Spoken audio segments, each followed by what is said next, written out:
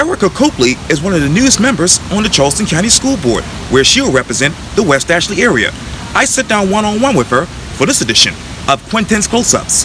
And if you haven't already, subscribe to my YouTube channel and like Quintin's Close-Ups on Facebook.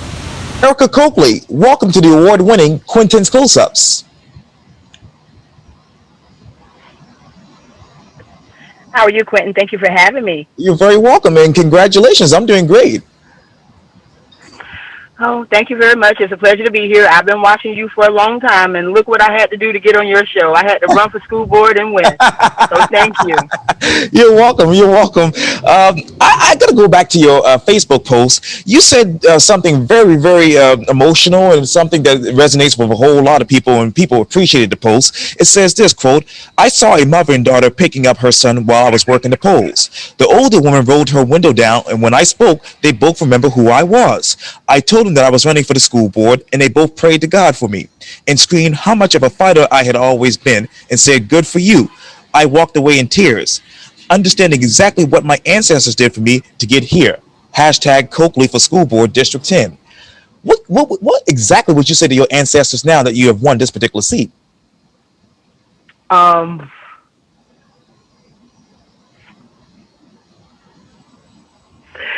That I am thankful and that I truly am my ancestors.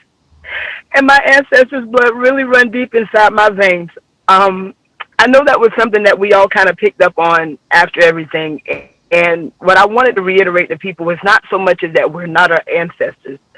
It was the fact that, we weren't going to continue to get pushed around, that we weren't going to continue to ask questions I know that they fought back.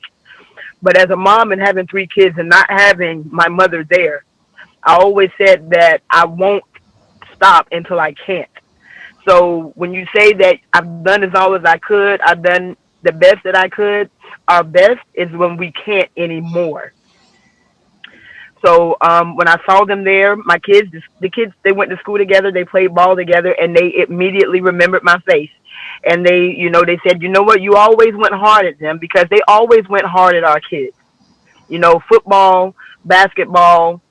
And to know that I finally got fed up enough to run for school board, to try to get my voice heard and to make the voices of my children be heard, it was a pleasure. And that really was a moment for me. That was a moment for me. And you talk about that. I just saw a flyer in which it promoted your campaign, and it says this: "I will be the voice for the voiceless and the ear for the unheard." How many people in District 10 are voiceless right now, and who actually needs to be heard? I think it's all of our children, our mothers, our teachers. Everybody in the community needs to be heard right now, because there needs to be some leadway, especially with our children's education. And having my son that has autism, it all makes more sense to me, because when I tell people, if we can't make sense of the world that we live in, how are they supposed to make sense of the world that they live in? So we have to make it make sense for all of us. And until I keep saying those smaller things and then the bigger issues, the smaller things are our children. Whatever it is that they need to make their lives easier day to day, that's what we're supposed to succumb to. How do you, Erica, make the Charleston County School Board make sense to a lot of these people in Charleston? Just hearing the words that I'm saying right now, they counted me out as unqualified, as a Black single mother who ran for a campaign, who didn't have the money, who didn't have the platform, who probably they thought I didn't know what my platform was. But when I keep saying that y'all counted me out before counted me in, that's what they've been doing to our children for all of this time. And to know that I had people that have been supporting me quietly, loudly, from afar, just watching, maybe watching me and supporting me, but not cheering me on because they weren't quite sure. Even the ones that cheered you on and now they want to say something, or even the ones that didn't say anything at all, but now they realize what it was that I was saying. I got my point across loud and heard. Don't count us out before you count us in. And if you give us the support and give us the guidance and the knowledge, anything is possible. And how exactly did you beat out those odds in this particular race?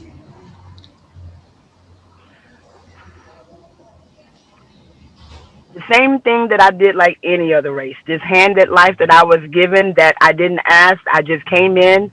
I paid attention to what was going on around me, and I just really kept my foot in the game. And I stayed true to who I was and what I believed in. As a child, maybe even when you think about that child who might be born with a disability, or you think that maybe they're not going to make it, or they're just going to be that little weakling, or just you find a way to fight back. So even growing up, I found a way to fight back. Even in the school system, when I was being scrutinized because I was making straight A's and B's and questioned whether or not I was cheating, and I wasn't, I still found a way to fight back. And that's what I did throughout this entire campaign. Even though I was out there by myself and I didn't pay anybody, I didn't have anybody to help me, as I call it, boots on the grounds in multiple locations, I still find a way to fight back. Where will your boots be on the ground in District 10 now that you're a school board member? Everywhere that my boots are needed, everywhere that I feel like parents need to be more involved or more heard or more impactful, anywhere that I feel like a child needs to be answered to or more involved or heard, just anywhere they need to be right now. So right now it is a learning process. Um, so I want to be everywhere in West Ashley to let people know my name. So for the 50,000 people who already know my name, I want to get to another 50,000 people so they can know my name too. And what's your message for the other 50,000? For the other 50,000, it's time to collectively come together now. It's not, we're tired of kind of sitting around and everybody pointing out the problems, and we're going to stop calling them problems. We're going to collectively start thinking of ways to figure out overcome the obstacles that we're facing right now. So we don't have problems. We're going to figure out ways to overcome obstacles right now. And what are the exact obstacles in District 10? Um, inallo- Inadequate allocation of the funding, and with people not being heard. I think it's from a top down effect versus a bottom up effect. So when we sit down and come together as community members, as community leaders, as parents, as children, to have their input or have their say on what it is that they're being affected by. I don't care if it's an 8 mile long list. Let's go through this list and figure out ways that we can tackle each one at a time, whether it's transportation, whether it's funding, whether it's resources, whether it's extra resources for a parent. We want to figure out from the community what they need and then focus on getting the help for those needs. What are you hearing from the community? What I've been hearing from the community, what I've seen and what I've lived and what I've witnessed right now from the community, is a lack of being heard. COVID has been a big thing right now, so the effectiveness of the resources and how the children are being educated, and transportation is a really, really big issue. I've witnessed it myself, especially where we still live, as far as children having to be bused for multiple hours from one school to another. The safety issues where children are standing, and again, reallocation of the funding because the resources aren't there for the teachers. And I think the teachers are actually we're taking our most experienced teachers and putting them in the wrong areas, and our least experienced teachers in the most critical areas. And that's causing, a turnaround as far as the teachers are concerned. So we need to make sure that we're just listening to the teachers, listening to the voices, and making sure that everything is actually properly being put in place. Now, in those COVID resources, how many of those kids right now that don't have broadband access in your district? I can't tell you numbers. I'll be honest. I don't know the numbers myself. But being a parent and having children, I know in my community there are children that don't have reliable resources. Being a single mom, I had to go and get the resources. So if I'm one of 15 right there in one apartment complex, and there's another apartment complex right there again, I tell people I might not be high on the radar when it's telling you exactly how many student population there, but being a part of the community, I can let you know that there are a majority of those people that are suffering right now from resources that need to be because of COVID. Now, you talked earlier about teachers being in the right place and the wrong place. Where exactly do teachers are needed right now in District 10? Teachers, when I wrong place, right place, we are taking our teachers, or excuse me, parents, critical needs that are children that have emotional, social features that aren't for those behaviors, for those issues. So they're not getting the resources, they're not getting the wraparound services. And then perhaps we're taking our most experienced teachers and putting them where they should not be, when they should be the ones working with our children that are most critical needs.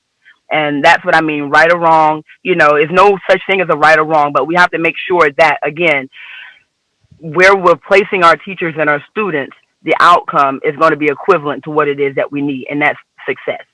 And those wraparound services, what do those teachers need with that as far as services?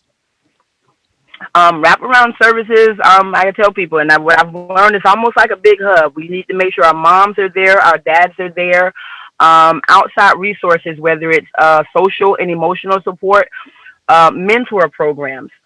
Sometimes some students might need extra food. Sometimes we have parents that might need help paying utility bills. Just any way that we can make sure within that circle, our children are grounded, that our parents are collectively working together to know what we can provide for our children, to make sure that they're able, ready, and available to learn. And, obviously the school district is going to return thousands of students back to school for face-to-face learning in a couple of days. How many are there in District 10 that are actually going to be ready for that? I don't think any of them in District 10 are actually for that. None of us that are in school were ready for that. We weren't prepared for this pandemic, but it's a learning experience. Just like having children, you're not prepared for them, but you know what to do kind of going forward. And for our children, we need to make sure that resources, teachers training, staff training, that our students are and given exactly what they need in order for them to academically and I keep saying that related services, if children aren't grounded emotionally, going to learn academically. Erica Cokley, thank you so much for your time. And again, welcome back to the award-winning Quintin's Close-Ups. Thank you so much, Quintin. Again, I said I've been looking at you for a while. I had to go for school board to get here, and I'm glad I finally made it. You're welcome, and I hope to get you back on as many times as you want. Thank you very much. I appreciate it. You're welcome anytime.